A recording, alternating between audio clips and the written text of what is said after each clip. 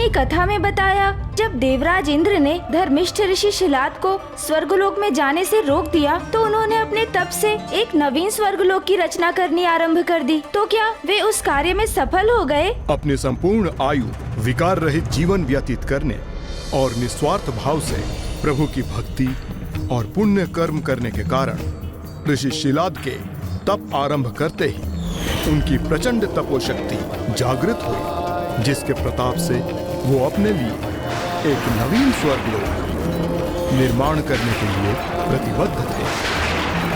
ओम नमः शिवाय, ओम नमः शिवाय, ओम नमः शिवाय, ओम नमः शिवाय, ओम नमः शिवाय, ओम नमः शिवाय, ओम नमः शिवाय, ओम नमः शिवाय। हमने इस परिस्थिति को सुलझाने का जो उपाय किया है, उसका ऐसा भीषण परिणाम क्यों हो रहा है? ऐसा तब तो ऋषि शिलाद को संतान की प्राप्ति के लिए करना चाहिए था, न कि नवीन स्वर्ग के निर्माण के लिए।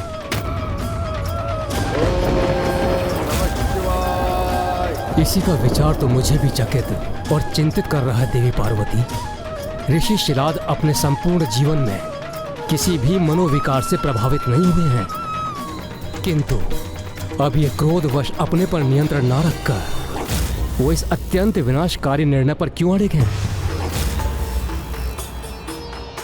कहीं अपने क्रोध के आवेश में ऋषि शिलाद अपनी तपोशक्ति का हास न कर ले, जो उन्होंने वर्षों के सात्विक जीवन एवं प्रभु की भक्ति से अर्जित की है।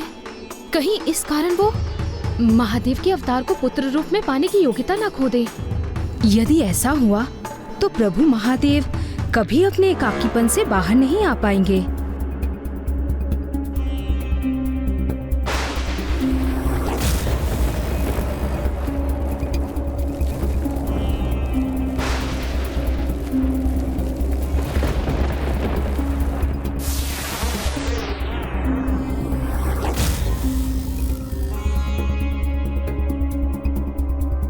ऋषि शिलाद की तपोशक्ति में तो निरंतर वृद्धि हो रही है।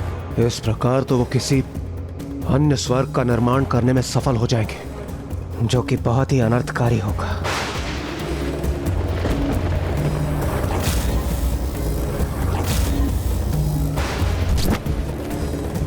इस समस्या के समाधान हेतु मुझे देवराज इंद्र को कुछ स्मरण कराकर उन्हें ही क्रियाशील करना होगा।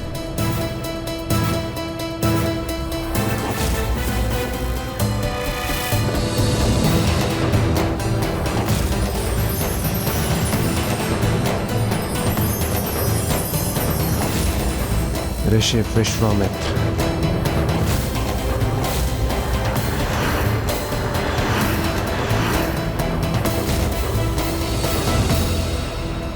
हाँ देवगण, ऋषि विश्वामित्र, यहां जो घटित हो रहा है उसका कैसा भीषण परिणाम हो सकता है, ये उनसे अधिक किसी और को ज्ञात नहीं हो सकता। जो अनर्थकारी निर्णय ऋषि शिलाद ने लिया है, उसे परिवर्तित करने में केवल वो ही हमारी सहायता कर सकते हैं। किंतु इंद्रदेव, हमें सर्वथा सावधान रहना होगा, क्योंकि ऋषि विश्वामित्र अपने क्रोध के कारण पूरे जगत में विख्यात है। कहीं हमारी सहायता का अनुरोध हमारे लिए कोई नवीन विपत्ति न उत्पन्न कर दे।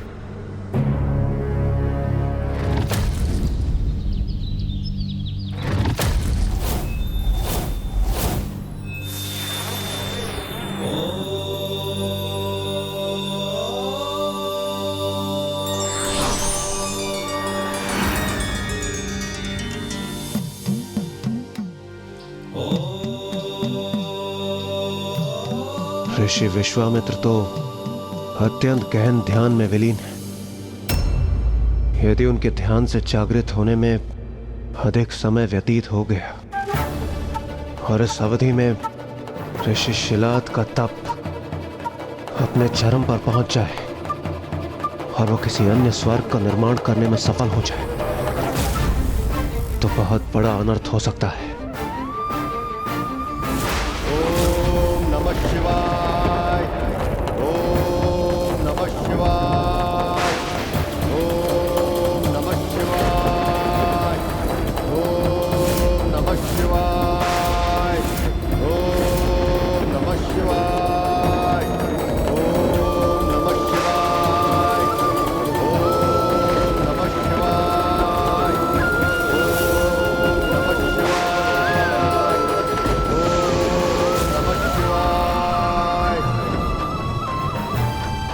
हमें तो अभी से इस नवीन स्वर्ग के दृश्य दिखाई देने लगे।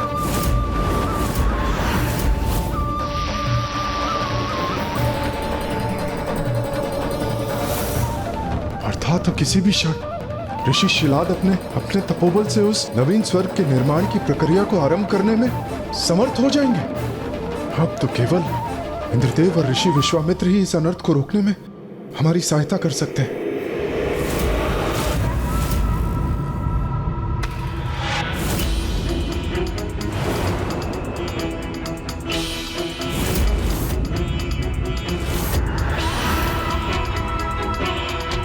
यदि मैंने ऋषि विश्वामित्र का तप भंग किया तो वो क्रोधित हो उठेंगे। इसलिए उचित यही होगा कि मैं ब्रह्मदेव से पूछ लूं कि अब हमें करना क्या चाहिए। देवराज, प्रणाम ऋषिवर।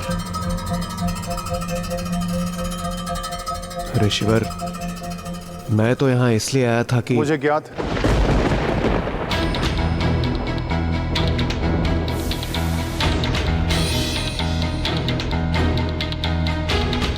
ऋषिवर, वो ऋषि शिलाद। मैंने कहा ना मुझे ज्ञात है देवराज। आप यहाँ क्यों आए हैं?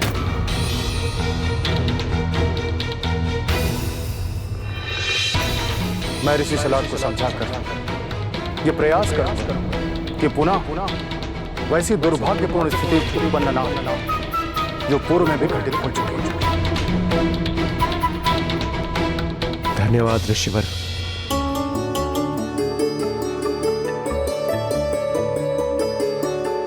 पुनः ये भूल ना करें। अर्थात लंकेश, क्या इससे पूर्व भी ऐसी ही भूल हुई थी? हाँ गौरी नंदन, और वो कोई नहीं स्वयं ऋषि विश्वामित्र ही थे जिन्होंने कभी एक नवीन स्वर्गलोक के निर्माण का प्रयास किया था। तभी तो वे ऋषि शिलाद को रोकने के लिए तत्पर भी हो गए।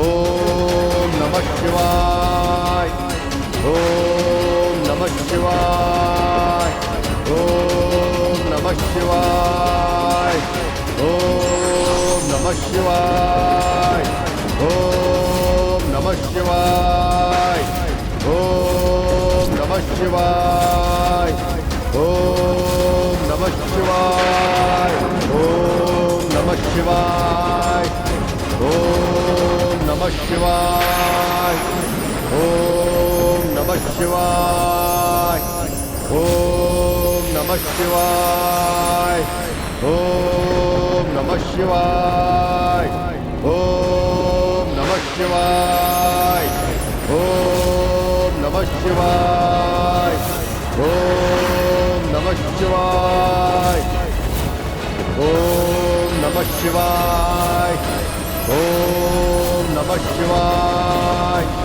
ओम नमः शिवाय, ओम नमः शिवाय, ओम नमः शिवाय। ऋषि शिलाद ने तो नवीन स्वर्ग के निर्माण की प्रक्रिया आरंभ भी कर दी है। अब तो केवल हम आशा ही कर सकते हैं। जिस प्रक्रिया का आरंभ ऋषि शिलाद ने किया है उसे ऋषि विश्वामित्र अंत तक पहुंचने नहीं देंगे। ओम नमः शिवाय, ओम नमः शिवाय, ओम नमः शिवाय, ओम नमः शिवाय, ओम नमः शिवाय, ओम नमः शिवाय, ओम नमः शिवाय, ओम नमः शिवाय, ओम नमः शिवाय। ऋषिवर, जो आप कर रहे हैं उसे रोक दीजिए। ओम नमः शिवाय, ओम नमः शिवाय। आप तो वो महान ऋषि हैं जिन्होंने आज तक अपना विवेक नहीं खोया, किसी मनोविकार को अपने स्पर्श तक नहीं होने दिया। फिर इस क्रोध रूपी मनोविकार से क्यों प्रभावित हो? मेरा आपसे अनुरोध है कि आपने आज तक जो कुछ भी अर्जित किया है उसे इस तरह से व्यर्थ न गवाएं। ओम नमः शिवाय,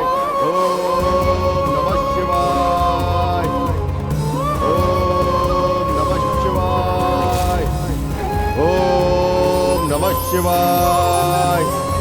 मैं ऋषि विश्वामित्र आपको समझाकर यहाँ पर रोकने हेतु आया हूँ, इसलिए मैं जो कुछ भी कह रहा हूँ आप सुनने की कृपा कीजिए। ओम नमः शिवाय।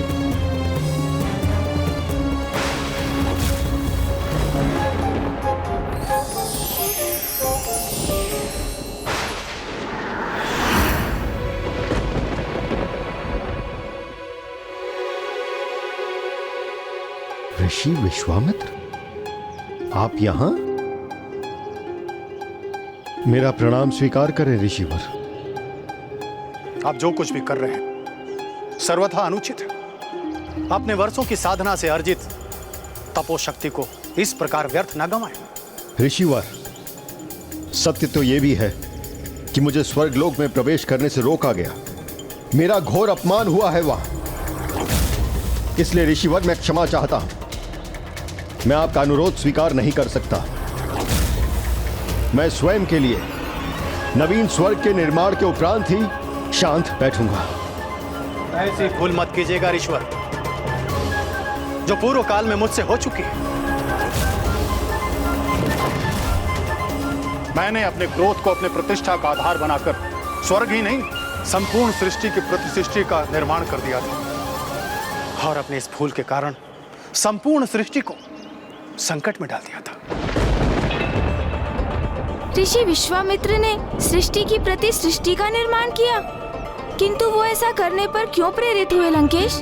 क्योंकि इक्ष्वाकु वंश के राजा सत्यव्रत को विश्वास था कि उनके द्वारा धर्म संगत जीवन व्यतीत करने के कारण वो स्वशरीर स्वर्ग में प्रवेश करने, अपनी कामना को पूर्ण करने के अधिकारी थे। इसलिए अपने पुत्र हरिश्चंद्र को अयोध्या के राजा घोषित करने के उपरांत वो अपनी इस इच्छा को पूर्ण करने हेतु सूर्यवंश के कुलगुरु ऋषि वशिष्ठ के समक्ष प्रस्तुत हुए।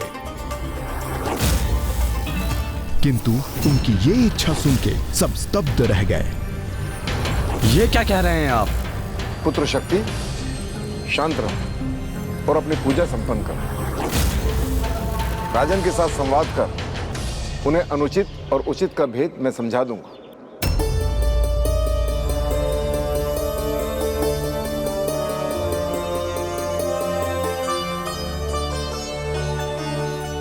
आप जो चाहते हैं वो मैं नहीं कर सकता राजन, क्योंकि आपकी इच्छा प्रकृति के नियमों के विरुद्ध है। किसी भी मनुष्य को सशरीर स्वर्गलोक में प्रवेश करने की अनुमति नहीं है राजन। आपको सशरीर स्वर्गलोक भेजकर मैं इस नियम का उल्लंघन कदापि नहीं करूंगा। मुझे ज्ञात है आप ऐसा अवश्य कर सकते हैं गुरुदेव। मैंने कभी भी आपकी बात का उल्लंघन नहीं किया है, तो आज आप भी मेरा ये निवेदन स्वीकार करने के लिए बाध्य हैं गुरुदेव। संपूर्ण जीवन मैंने सत्कर्म किए हैं और ये अधिकार अर्जित किया है, इसीलिए आज मैं आपका कोई भी अन्य उत्तर नहीं सुनूंगा। और जो मैं कह रहा हूं वो तो आपको अवश्य ही करना होगा। क्षमा कीजिए पिताश्री, किंतु प्रतीत होता है राजन अपनी मर्यादा भूल चुके हैं। अपनी लालसा पूर्ण करने के लिए अपने ही गुरु का अपमान कर रहे हैं। कि ये अपमान कैसा ऋषिपुत्र? मैंने अपना राजपथ स्वेच्छा से अवश्य त्याग किया है, किंतु अभी भी मैं एक राजा का पिता हूँ। इसीलिए मेरे गुरु और प्रजा होने के नाते आपके पिता के लिए अनिवार्य है कि वो मेरे आदेश का पालन करें। आदेश? पिताजी को आदेश देंगे आप, वो भी अपनी एक अनुचित इच्छा पूर्ण करने के लिए? प्रतीत होता है राजन कि आपकी मति ही भ्रष्ट हो गई हो। ऐसी धृष्टता करने का अधिकार कैसे प्राप्त हुआ आपको? धृष्टा मैं नहीं, आप कर रहे हैं ऋषिपुत्र। स्मरण रखिए, मैं अभी भी एक राजा का पिता हूँ और मेरे लिए अपनी प्रजा को आदेश देना कदापि अनुचित नहीं है। राजा के आदेश का उल्लंघन घोर राजद्रोह होता है, इसीलिए मेरे आदेश को टालने का अपराध मत कीजिए गुरुदेव, अन्यथा क्या राजन?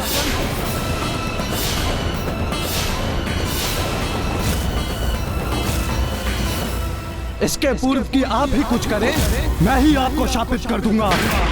और इस दुस्साहस के उपरांत आज आप अपना स्वर्ग जाने का अधिकार तो खो ही चुके हैं। और मेरे श्राप के प्रभाव से आप विकृत हो जाएंगे। आपको त्रिशंकु पुकारा जाएगा और आपको ना ही अपने गृह में स्थान प्राप्त होगा ना बाहर, और आप अपना शेष जीवन इसी प्रकार अपने इस भयंकर रूप में यहाँ वहाँ भटकने पे विवश हो जाएंगे।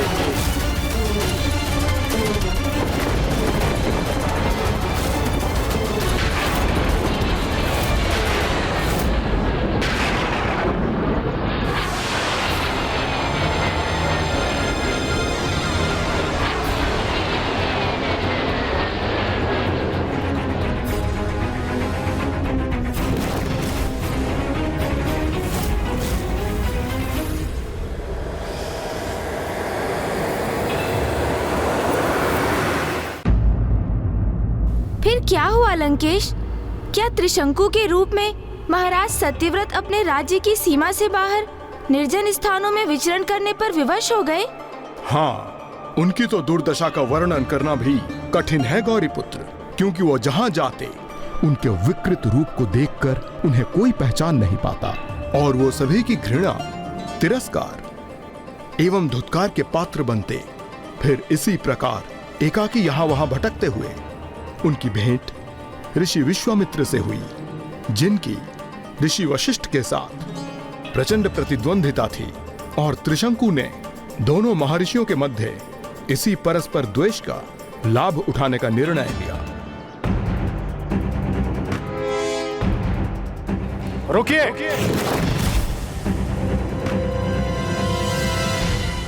मेरे अनुमति के बिना यहां प्रवेश करने का दुस्साहस कदापि मत करना। प्रणाम ऋषिवर। प्रतीत होता है कि आप भी मुझे इस रूप में पहचानने में असमर्थ रहे हैं।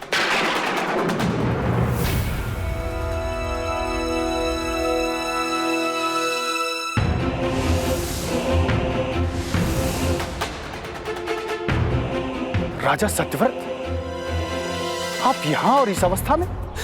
ऋषिवर, ऋषिवर, देखिए मुझे। मैंने जीवन भर धर्म का पालन किया और जब मैंने स्वर्ग जाने की इच्छा प्रकट की तो देखिए मेरी क्या दुर्दशा कर दी। देखिए ऋषिवर, जब सभी मुझे पहचानने में असमर्थ थे तब आपने अपनी दिव्य दृष्टि से मुझे पहचाना और इसलिए मुझे विश्वास है कि अब यदि मेरी कोई सहायता कर सकता है तो वो एकमात्र आप हैं। तो मुझ पर कृपा करके तो मुझे सशरीर स्वर्ग भेजने की कृपा करें ईश्वर। राजन, दुर्भाग्यवश ऐसा मैं नहीं कर सकता। नहीं, ऐसा कहकर मुझे निराश मत कीजिए, क्योंकि मैं तो आपके पास बहुत बड़ी आस लेकर आया था। नहीं राजन, आप जो मुझसे चाहते हैं वो कदापि संभव नहीं।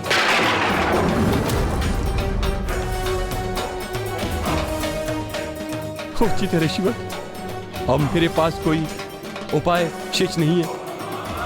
मैं तो यहाँ इसलिए आया था कि जो ऋषि वशिष्ठ के आश्रम में ना हो सका वो आप अवश्य कर देंगे, वो आप अवश्य कर देंगे।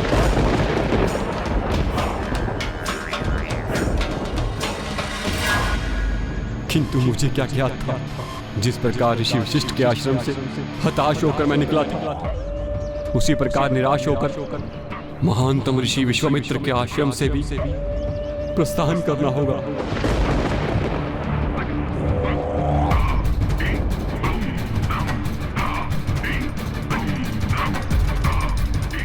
रुकिए राजन, जो ऋषि वशिष्ठ के आश्रम में होता है वो मेरे आश्रम में कदापि नहीं होता। यहाँ पर आया हुआ याचक कभी निराश नहीं लौट सकता। मैं आपको वचन देता हूं कि मैं सभी आवश्यक अनुष्ठान करूंगा और आपको सशरीर स्वर्गलोक प्रवेश करूंगा। इसीलिए तो ये मान्यता सर्वथा उचित है कि कभी किसी के प्रति द्वेष की भावना के साथ कुछ नहीं करना चाहिए, अन्यथा उसके मन में स्थित ये द्वेष का भाव स्वयं उसकी ही हानि करने पर बाध्य कर देता है। लीजिए लंकेश, जल ग्रहण कीजिए।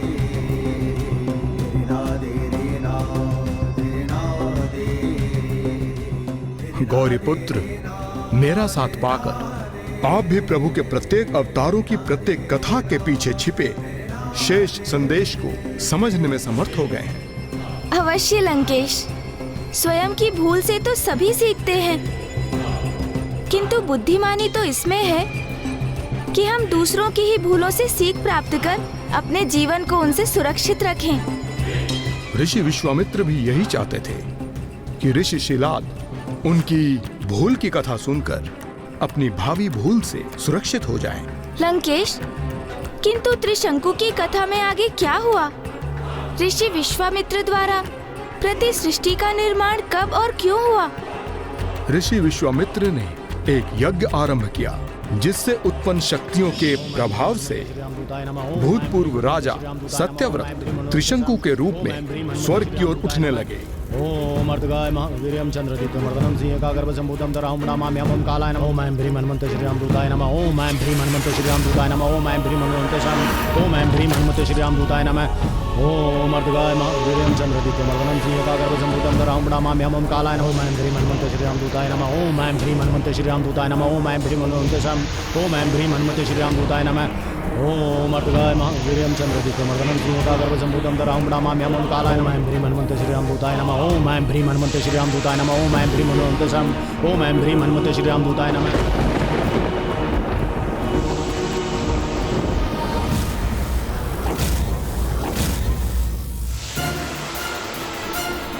ये क्या कोई अनुमति लिए बिना ही स्वर्ग लोक में प्रवेश करने का प्रयत्न कर रहा है?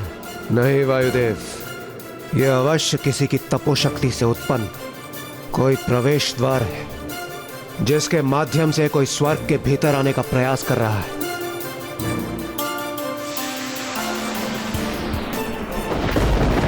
यह अवश्य असुर गुरु शुक्राचार्य ही है, जो पुनः किसी और असुर को स्वर्ग भेजने का प्रयत्न कर रहे हैं। ये जो कोई भी है, मुझे इसी क्षण इसे रोकना होगा।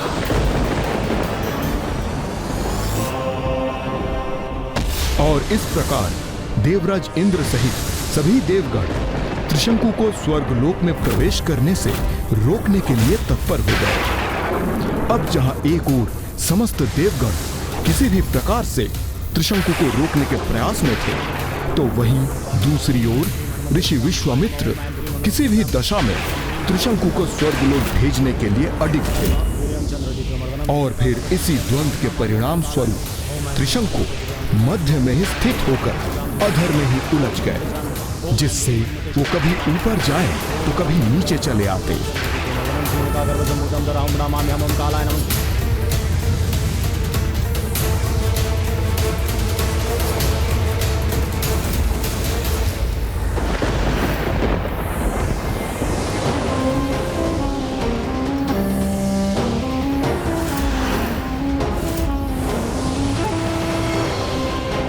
असुर गुरु शुक्राचार्य नहीं, ये तो ऋषि विश्वामित्र है।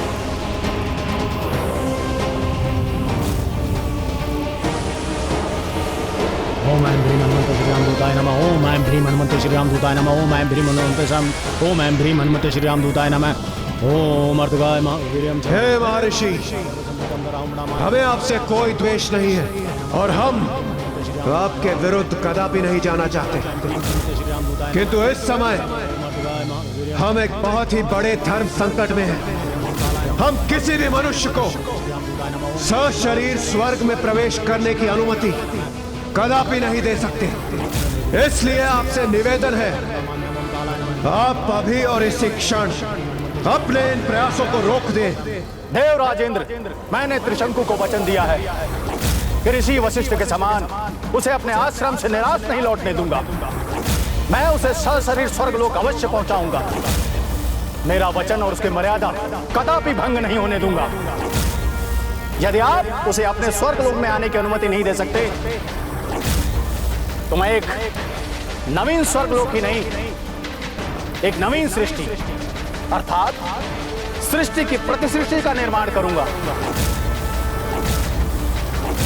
जिस पर उसी का एक छत्र राज्य होगा, जिस पर उसी का एक छत्र राज्य होगा।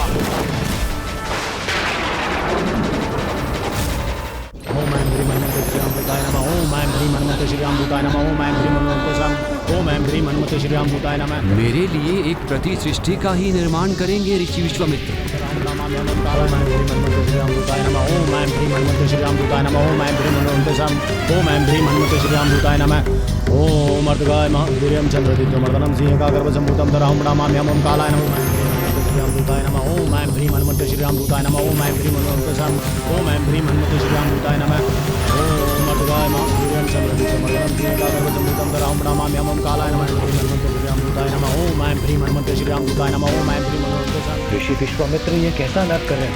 ये तो एक अन्य सृष्टि का निर्माण कर रहा है जो सर्वथा अनुचित है।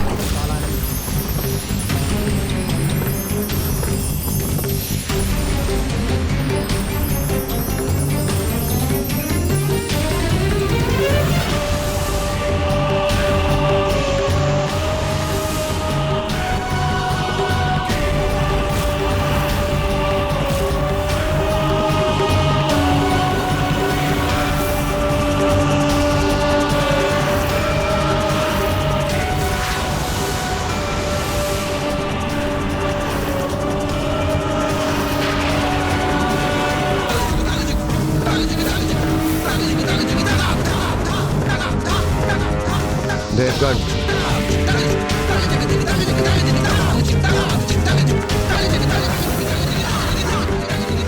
इस प्रकार तो बहुत बड़ा असंतुलन उत्पन्न हो जाएगा। समस्त ब्रह्मांड के नष्ट होने की संभावना जागृत हो जाएगी। हमें ऋषि विश्वामित्र के समक्ष प्रकट होकर इस अनर्थ को रोकने का अनुरोध करना चाहिए। यही उचित होगा।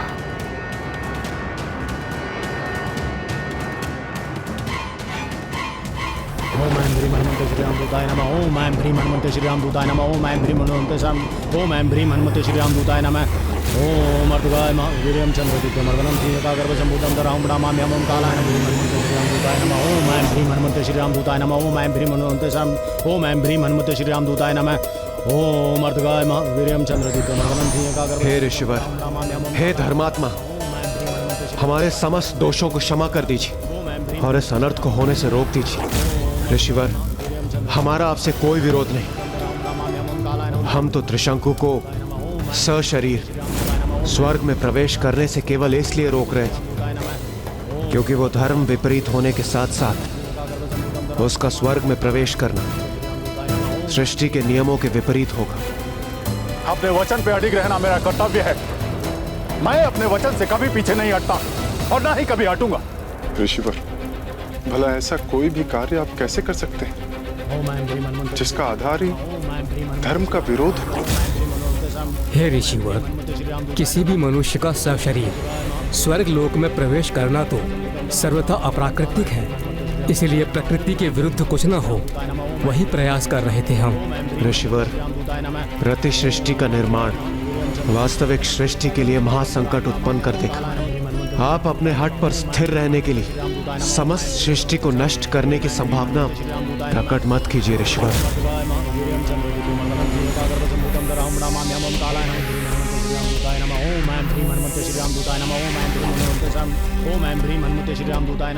ऋषिवर, हम सभी देवता आपके सामने नतमस्तक होकर एक बार पुनः विनती करते हैं कि आप जो कर रहे अथवा करने जा रहे उसका कितना विनाशकारी प्रभाव होगा, उसे समझने का प्रयास कीजिए। अपने तपोबल को ऐसे सृष्टि के नियमों का उल्लंघन करने में व्यर्थ मत कीजिए।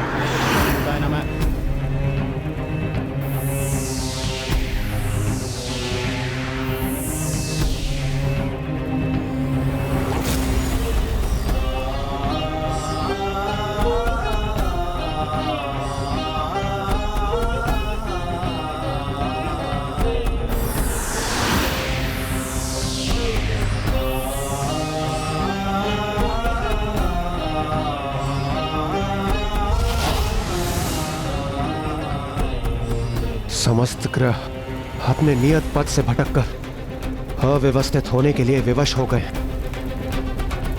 क्या ये सृष्टि के रचयिता ब्रह्मदेव का अपमान नहीं होगा? तो कैसा नोट कर दिया मैंने, किंतु मेरे पास दूसरा कोई विकल्प भी तो नहीं था। अपने वचनानुसार मुझे त्रिशंकु को स्वर्गलोक भेजना ही था।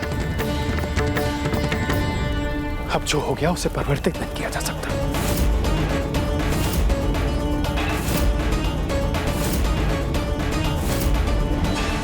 उस भूल को सुधारा नहीं जा सका था। ओह, अर्थात इसका अर्थ तो फिर यही हुआ कि सब कुछ पुनः यथावत करने का अब कोई मार्ग ही शेष नहीं था, और अब तो ऋषि शिलाद भी वही भूल करने जा रहे थे। यदि उनसे इतनी बड़ी भूल हो जाती, फिर वे तो प्रभु महादेव के पिता बनने के सौभाग्य से ही वंचित रह जाते। किंतु फिर इसका निवारण क्या था लंकेश?